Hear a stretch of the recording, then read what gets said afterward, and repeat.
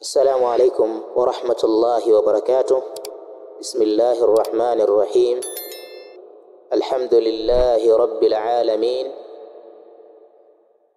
وصلى الله وسلم على نبينا محمد وعلى آله وصحابته أجمعين، والتابعين لهم بإحسان إلى يوم الدين. أما بعد، سبحانك اللهم لا علم لنا إلا ما علمتنا إنك أنت العليم الحكيم. baada ya kumhimidi Allah subhanahu wa ta'ala na kumsalia pamoja na kumsalimu mtume wetu Muhammadin sallallahu alayhi wa alihi wasallam, tunaendelea na silsila yetu ya majawabu ya kielimu dhidi ya kijana mropokaji asiyekuwa na adabu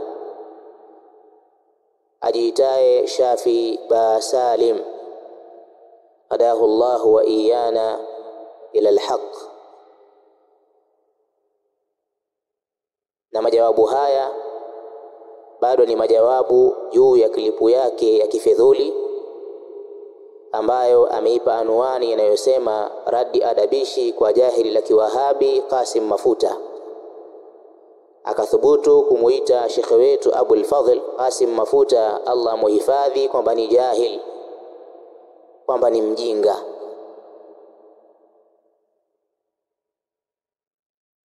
Kitu kinachoonesha kwamba huyo kijana ni kijana ambaye amekosa misingi ya kielimu na amekosa misingi ya adabu. Na hii inatuonesha namna gani wale aliowafanya kuwa ni mashekhe zake ni watu wenye tabia mbovu, ni watu waliopinda. Kwa hiyo usitarajie kwamba ikiwa shekhe ni mtu ambaye amepinda, ikiwa mwalimu ni mtu ambaye ana mdomo mchafu, usitarajie kwamba mwanafunzi atakuwa katika njia ya sawa sawa. Illa nadiran, isipokuwa nadir, wa nadiru la hukuma lah, na nadir haina hukumu kama inavyojulikana. Na ndio wakasema wanawachuoni rahimahumullahu ta'ala, wa kullu ina'in bima fihi yandahu, na kila chombo huwa kinamimina kile kimiminika ambacho kimo ndani yake. Kila chombo huwa kinamimina kile kimiminika ambacho kwamba kimo ndani yake. Kwa hiyo usitarajie kwamba ndani ya chombo kukiwa kuna pombe au ndani ya chombo kukiwa na mkojo, usitarajie kwamba chombo hicho kitamimina maji, usitarajie kwamba chombo hicho kitamimina maziwa. La, chombo chenye pombe ndani yake kitamimina pombe, chombo chenye mkojo ndani yake kitamimina mkojo. Hivi ndivyo ilivyo. Na ndio maana naendelea kumwambia huyu kijana kwamba ile kauli itaendelea kumganda, ile kauli ya wanawachuoni inayosema waman yaj'al al-ghuraba lahu dalilan yamurru bihi ala jiyafil kilabi, na atakayemfanya kunguru kuwa ndio alama yake ya kumuongoza, basi atampitisha kwenye mizoga ya mbwa. Na hivi ndivyo ilivyo kwa huyu kijana, tayari anapitishwa kwenye mizoga ya mbwa. Hadahu Allahu wa iyana ila alhaq. Allah tabarak wa taala amuongoze yeye pamoja na sisi katika haki.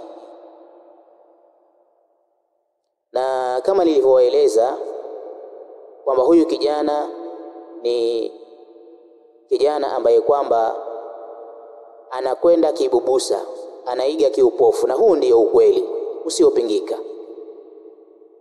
Swara kalmayit baina yaday alghasil, amekuwa kama maiti mbele ya muoshaji. amekuwa kama maiti mbele ya muoshaji. Anaburuzwa maskini na shekhi wake Hasan bin Ali As-Saqaf, kiasi ambacho amekuwa kama kipofu maskini. Hata baadhi ya mambo, baadhi ya misingi na kanuni za kielimu ambazo ziko wazi na zinaeleweka kabisa, lakini huyu kijana ameshindwa kuzielewa. Allah muongoze. Sasa majibu yetu haya, hii ni sehemu ya pili si juu ya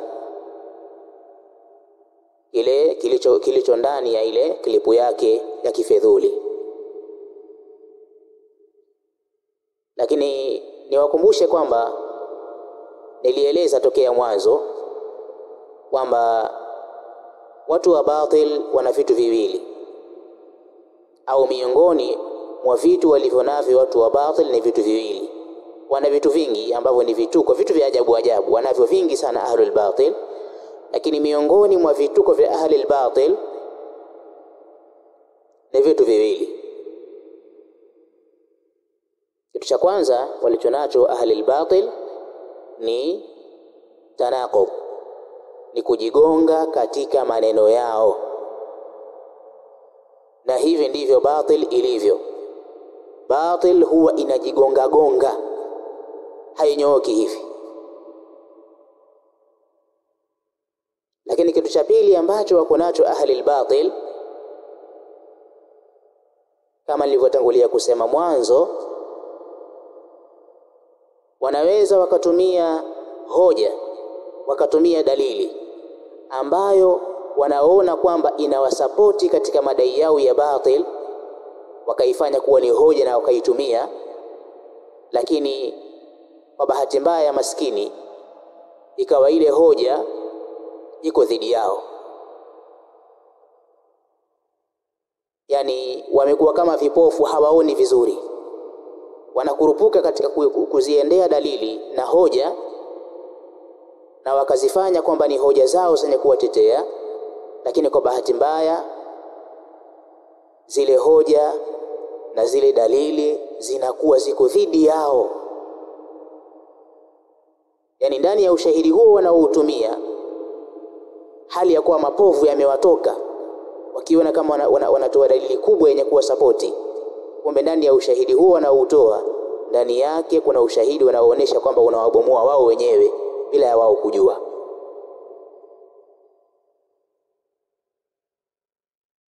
Bali ahyanan, baadhi ya wakati wanatumia hoja ambazo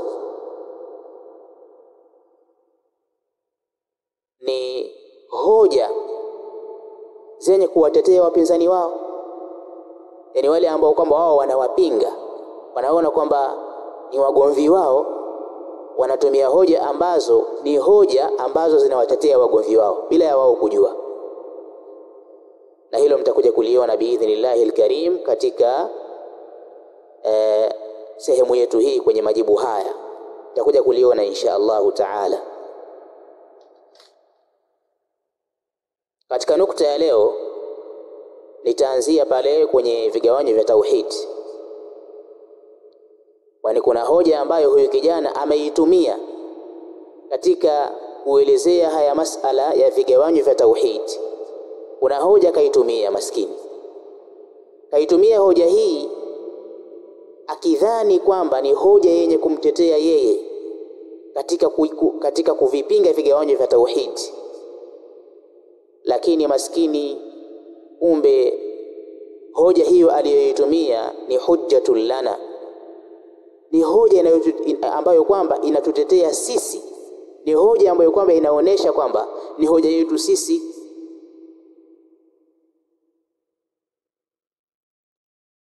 Kwa hiyo wakati mwingine hawa ahli al-batil, hawa vijana wanakuwa kama vichaa, wanakuwa kama vichaa vile.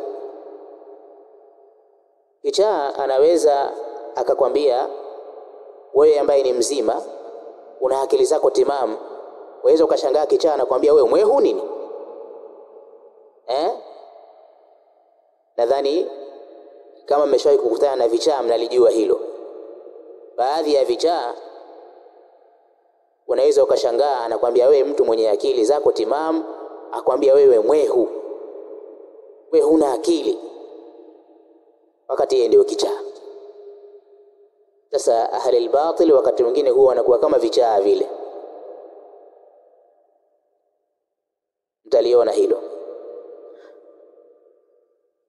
Masala ya kwamba vigawanyo vya tauhidi sio bid'a tumelizungumzia au tumeyazungumzia masala haya katika sehemu yetu iliyopita, sehemu ya pili B. Tumelizungumza hilo kwa kiasi ambacho kinatosheleza kabisa, walillahi alhamdu wal minna, na tukaonesha mgongano na tanaqud na uongo wa huyu kijana Shafi Basalim na shekhe wake Hasan ibn Ali Saqaf. Tukaona kwamba shekhe wake kwanza ni kadhab, ni muongo, na huyu kijana wake akaja kugongana, amekuja kupingana naye shekhe wake. Kwa hiyo wanagongana, wanapingana wao kwa wao. Shekhe anasema hivi, kijana anayekwenda kama anayekwenda kibubusa naye kasema vingine. Kwa hiyo wakapingana kwanza. Kwa tumelizungumzia hilo, walillahi alhamdu wal minna, kwa kiasi ambacho kinatosheleza kabisa. Lakini leo naanzia kwenye masala hayo masala ya vigawanyo vya tauhid.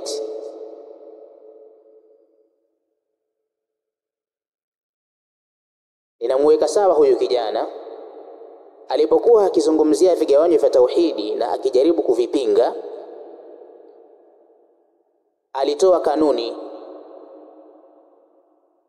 alitoa kanuni.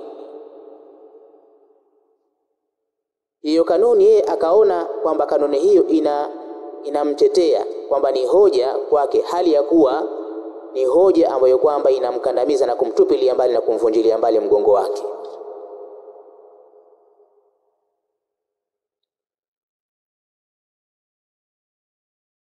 Pale aliposema, najua ndugu zangu tutakuwa tuko pamoja na mtaniwafiki kabisa ya kwamba tukisoma katika al-qawaid al-fiqhiyya tunaambiwa kwamba al-ibratu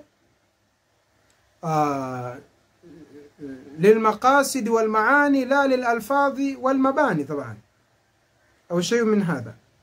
Katika qawaid al-fiqhiyya tunasoma kwamba mazingatio ni maana na maksudio.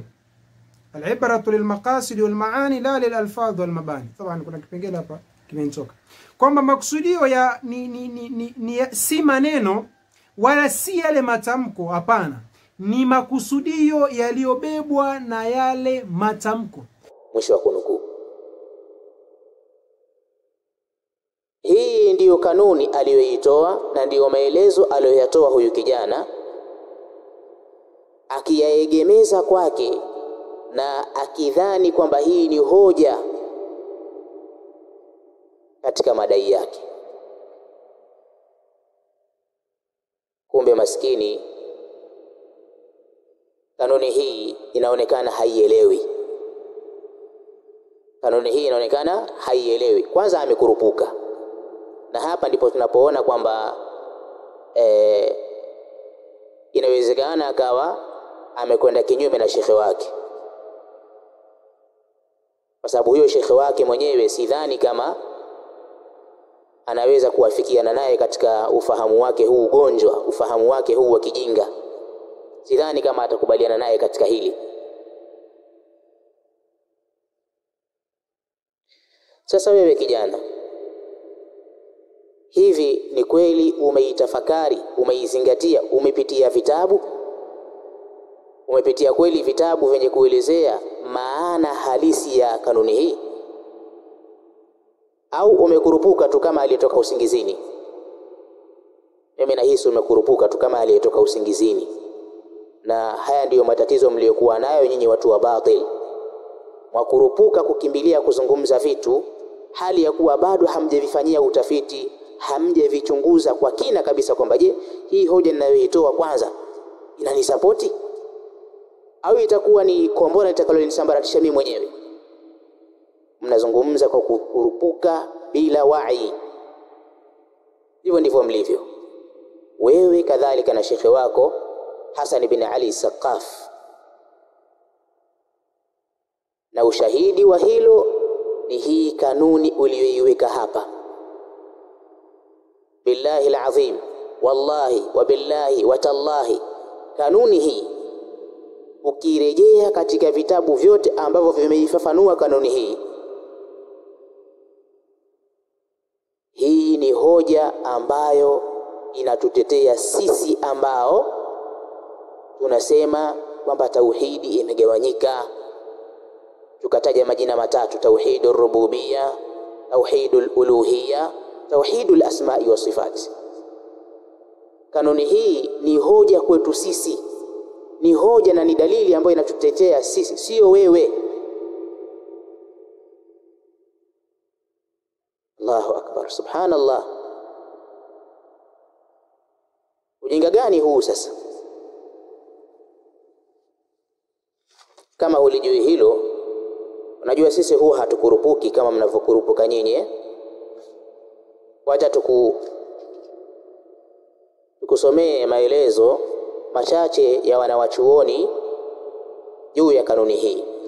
Je, maneno haya yanayosema al-ibratu bil maqasidi au al-ibratu fil uqudi bil maqasidi wal maani la bil alfadhi wal mabani, maana yake nini? Hilo wewe ulijui, umekurupuka tu. Naam. Kanuni hiyo kwanza unatakiwa ufahamu kwamba ina alfadhi tofauti tofauti, na zote zinaelekea kwenye maana hii, kwenye maana moja. Ya kwanza au lafdhi la kwanza ni al-ibratu fil uqudi bil maqasid wal maani la bil alfadhi wal mabani. Hili ni tamko la kwanza. Tamko la pili linasema al-haqa'iqu la tataghayyaru, linasema al-haqa'iqu la tataghayyaru bitaghayyuri al-musammayat. Sawa, hili ni tamko la pili. Lakini kuna tamko jingine linasema al-ibratu bil haqa'iq la bil musammayat. Kwa ni kaida ambayo ina matamko tofauti tofauti ambayo yote yanaelekea kwenye maana moja. Ukirejea kwenye risala ya al-Imam al-Sheikh Muhammad bin Abdullah Bajasir hafidhahu Allah ta'ala, risala yake inayoitwa al-Qawaidu fi Tawhid al-Ibada, juzuu ya pili, ukurasa 990. Ukirejea katika risala hii anasema, anatutajia maana ya kanuni hii. Anasema dallatil qa'idatu ala anna haqa'iqal ashiya'i wa ma'aniha, ala anna haqa'iqal ashiya'i wa ma'aniha al-lughawiyya au ash-shar'iyya la tataghayyaru bitaghayyuri al-alfadhi wal asma'i. Imejulisha kanuni hii kwamba uhakika wa vitu na maana zake kilugha au kisheria huwa havibadiliki. Uhakika haubadiliki kwa kule kubadilika kwa matamshi na majina. Kama anna al-ahkama ash-shar'iyyata murtabitatun bil haqa'iqi wal maani, kama vile ambavyo hukumu za kisheria zimefungamanishwa au zimefungamana na uhakika na maana. Famata wujidatil haqiqatu wujida al-hukmu. Kwa hiyo wakati wowote utakapopatikana ule uhakika na uhalisia, basi hukumu itakuwa imepatikana, bighaddi an-nadhari an ikhtilafi al-asma'i wa tanawu'i al-alfadh, bila kujali, bighaddi an-nadhar, bila ya kujali utofauti wa majina na aina ya matamko. idhil asma'u urdatun litaghayyuri hasba alazminati wa ahrafi nnas, kwa sababu majina huwa yanatokezewa na hali ya kubadilika kwa mujibu wa zama na mazoea ya watu. Wa hadha amrun mushahadun baina an-nas wa la yunkiruhu munkir, hili ni jambo ambalo kwamba limeshuhudiwa baina ya watu, wanalijua watu hili jambo, hakuna anayelipinga.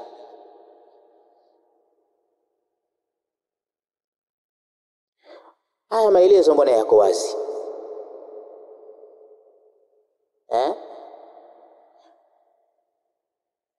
Tukufafanulie zaidi labda kwa Kiswahili na wengineo ili wapate kuelewa. Kanuni inasema mazingatio kwenye mikataba au mazingatio ni makusudio na maana, ndicho kinachokusudiwa, la bil alfadhi wal mabani, si yale matamko. Matamko yale ni kama makasha tu, kama makasha ambayo yamebebea vitu, lakini kinachozingatiwa ni kile kilicho ndani ya matamko hayo. Je, kina uhakika, kina uhalisia na yale yanayotakikana katika sheria, au hakina uhalisia? Kwa mfano ukichukua chupa alafu ndani yake ukaweka juisi ya parachichi, sawa? Ukaweka ndani yake juisi ya parachichi, halafu ukaandika nje pale kwenye ile chupa ukaandika kinyesi.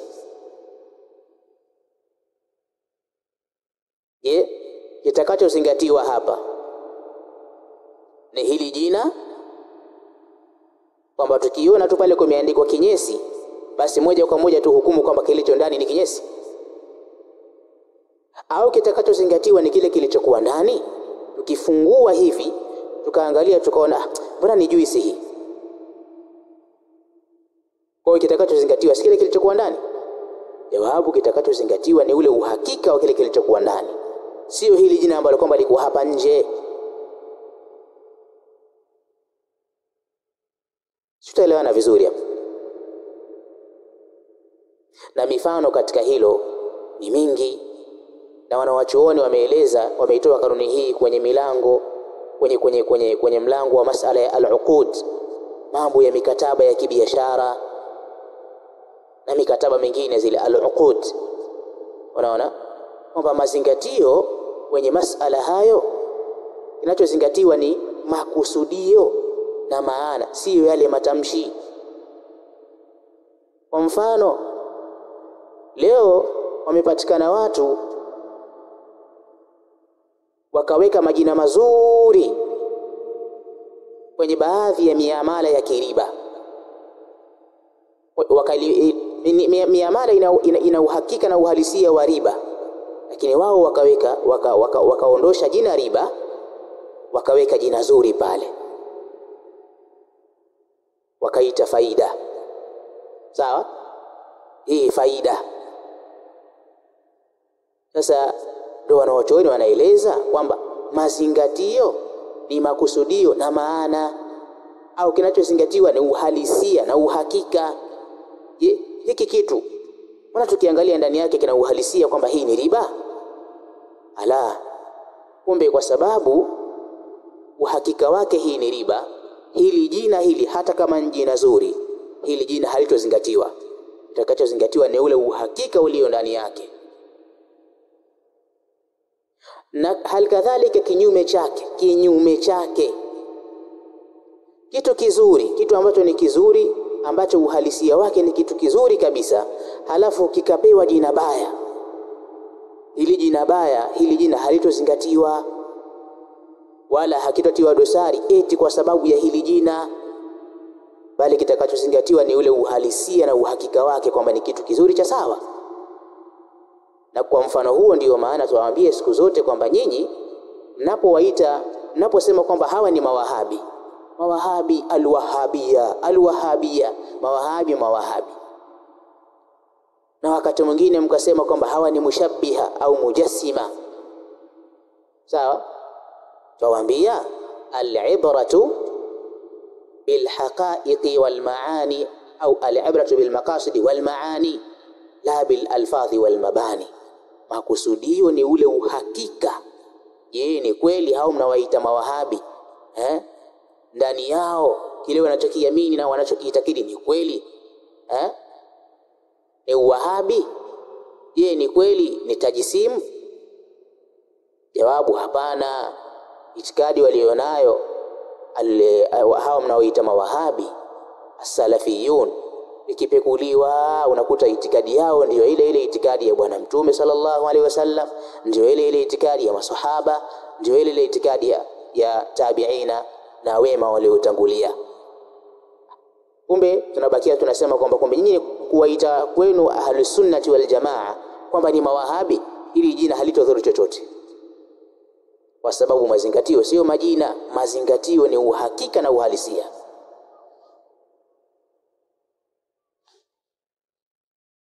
Sasa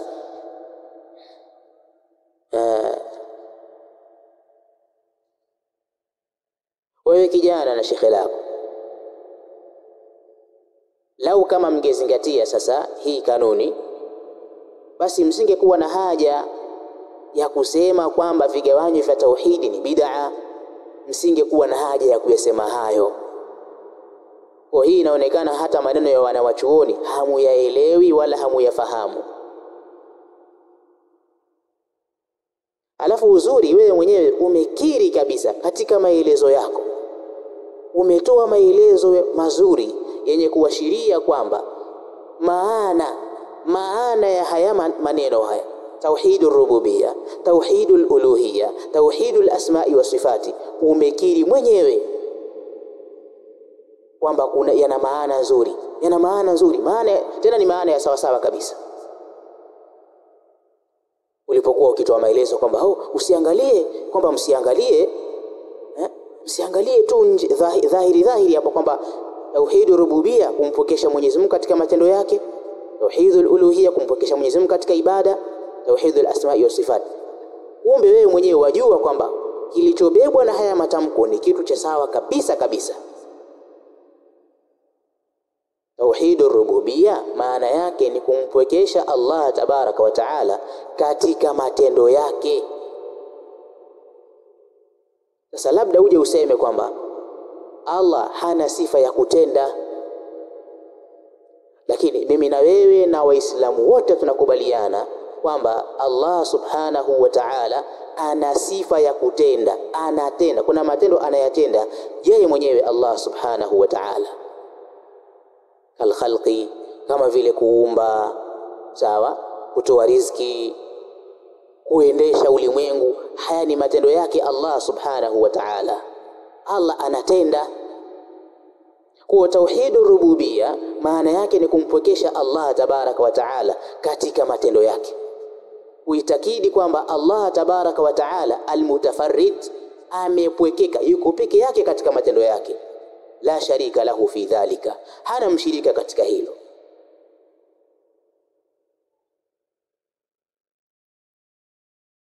Haya, ukija katika tauhidul uluhiyya maana yake ni kumpwekesha Allah tabaraka wa taala katika ibada. Allah ana sifa ya kutendewa ibada na waja wake, ana sifa ya kutendewa, anatakiwa atendewe na waja wake, na hiki kinachotendwa na waja kutendewa Allah tabaraka wa taala ndio kinaitwa ibada. Ni nani ambaye ana akili timamu ambaye anaweza kulipinga hili? Hakuna anayeweza kulipinga hili, labda awe kichaa. Kwa Allah ana sifa ya kuabudiwa, na kuabudiwa ni ismu maf'ul, ni jina la mtendewa. Kwa Allah ana sifa ya kuabudiwa. Kuabudiwa ni kutendewa kwa Allah tabaraka wa taala. Wanaofanya matendo ya ibada sio Allah, wanaofanya matendo haya ambayo yanaitwa ni ibada ni viumbe, ndio wanaotenda. Kwa hiyo tauhidul uluhiyya maana yake ni kumpwekesha Allah tabaraka wa taala katika ibada, katika haya matendo yanayotendwa na watu, kumtendea Allah, atendewe peke yake. Amepokeka Allah katika hilo. Kwa Allah amepokeka katika matendo yanayotendwa na watu kwa ajili yake. Ndiyo tauhidul uluhiyya. Haya yote ni maana ya sawa sawa na ni makusudio ya sawa sawa kabisa, na ndio uhalisia ulio kwenye maandiko ya Qur'ani na Sunna, kwamba Allah ana sifa ya kutenda matendo yeye kama yeye, na ana sifa ya kutendewa na waja wake, ambao hayo yanakuwa ndio ibada. Ukija katika tauhidul asma'i wa sifat, Allah ana sifa ya kuwa na majina na sifa. Nani anaikataa hili? Qur'ani imejaa tele jambo hilo, Sunna imejaa tele jambo hilo. Kwa Allah amepokeka katika majina yake na sifa zake.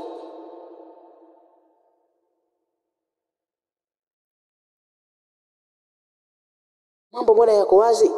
Sasa tukishakuwa tumefahamu kwamba maana ya tauhidul rububiyya, tauhidul uluhiyya, tauhidul asma'i wa sifat, maana zake ni maana za sawa sawa kabisa na ndio haki. Hamuoni kama ni kujitoa akili nyinyi kuja leo kusema kwamba hivyo vigawanyo havifai? Au mnakusudia labda kwamba eti yale majina, mwakusudia kwamba eti maadamu haya majina labda ni mapya, hayakutumika, kwamba mtume hakuyasema, jambo ambalo sio kweli. Salafu salih tumeona kwamba waliyatumia haya majina, ar-rububiyya, al-uluhiyya, tumeona.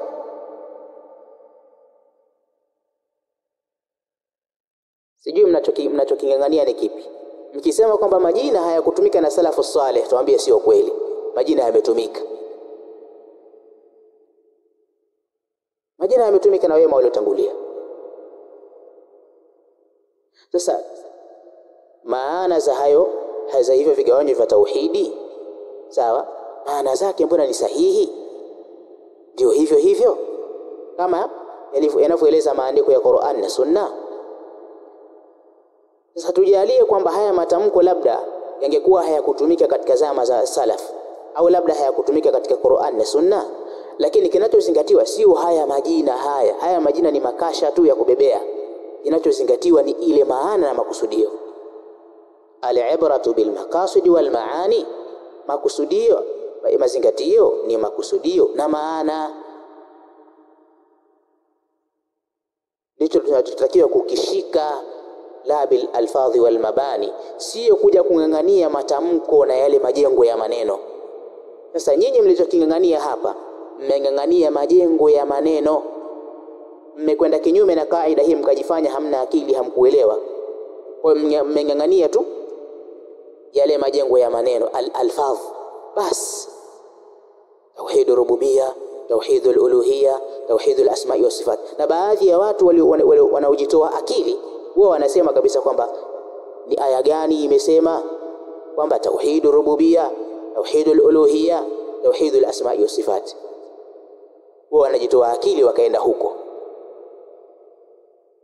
Sasa ndio tunawaambia kwamba kanuni inasema al-ibratu bil maqasid wal maani, mazingatio ni makusudio na maana, ndio mnatakiwa mkizingatie, kama tulivyotoa tafsiri huko nyuma. Hapo msizingatie matamko huwa ya wakati mwingine yanabadilika kulingana na zama.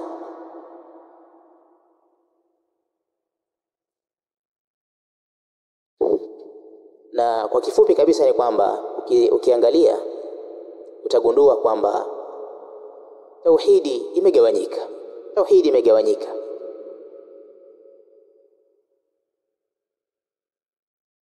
Kwa mujibu wa tafsil ambayo nimeitaja hivi punde, labda nirejee tena. Ukitaka kujua kwamba tauhidi imegawanyika, ukitaka kulijua hilo kwamba tauhidi imegawanyika, jambo liko hivi. Maana ikiwa ushahidi ambao tumetangulia kuutaja kule nyuma bado hamjauelewa, basi tunaendelea kuwafahamisha zaidi. tauhidi imegawanyika.